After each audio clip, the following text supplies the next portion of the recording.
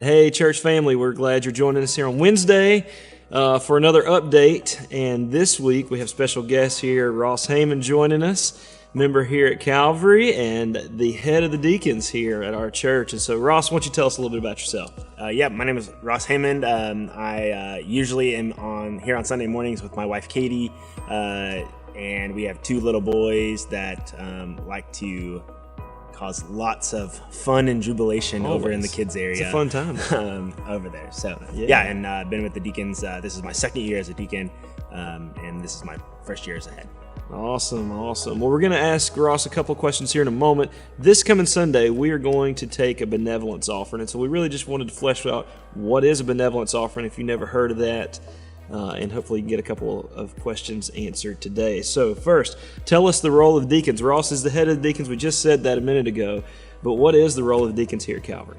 Yeah, so I think the best way to describe it is using Daniel's illustration. Last weekend, he talked about how we should be practicing church as a family. And so really for us and the deacon team, there's about 12 of us. We really want to serve as great unifiers inside of that family, as conduits between the various nuclear families in our church, and helping to kind of meet those serving needs, meet those substantial needs, meet those tangible needs. Kind of on all fronts. The serving body of the church, meeting those needs. And along with that, as we said just a minute ago, we're taking a benevolence offering.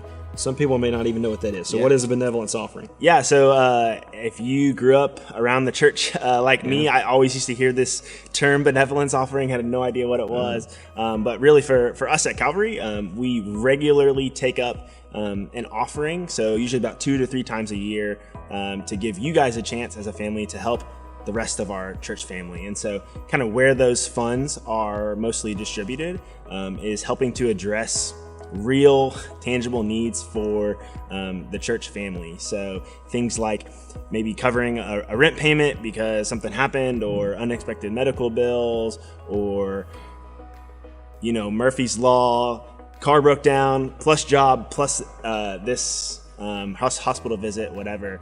We really hope to kind of serve that. And if you think about it from your guys' end as a family, is that you want to be part of this broader family, that by giving through the benevolence fund, we can connect it to the rest of the church body. So you don't have to know every single person here, because sometimes Sunday morning there's some folks here. So awesome. That was our challenge this week, this past week, as we talked about Mother's Day, is really just to see your church family as family. And so I love that you brought that in as a picture of what the benevolence offering does, and a couple of examples of that. So we mentioned just a few minutes ago that there's a couple of ways that you can give. How can you give to the benevolence offering? Yes. And when do we give to the benevolence offering? Yeah. Totally. So I was actually just talking to Jeff about this. You can actually give the benevolence offering every single month, all year round online. So if you and your family want to practice that as a monthly thing, totally feel free. But for us as the deacons, we're going to stand up. We're going to host a benevolence offering 2 to 3 times a year. There's going to be a deacon on each door with a nice bucket. You'll be able to maybe ask them questions. If you have further questions, feel free to shoot us an email as well. But we're going to do it as a body 2 to 3 times a year. But you can also give online at any time. Awesome. So if you're joining us in person, be on the lookout for that this weekend in service. They'll be by the exits. If you're joining us online, check out how to give online and just give into this benevolence fund. As you can see, it goes to serve the church in a big way, and you can play such a small part of that, or a big part by playing just a little role there and just giving to the offering. And so, Ross, thanks so much for joining us again today. No problem. Be sure to register for this Sunday. We've got an exciting Sunday communion. We're taking communion as well as benevolence offering, and so be a part of that.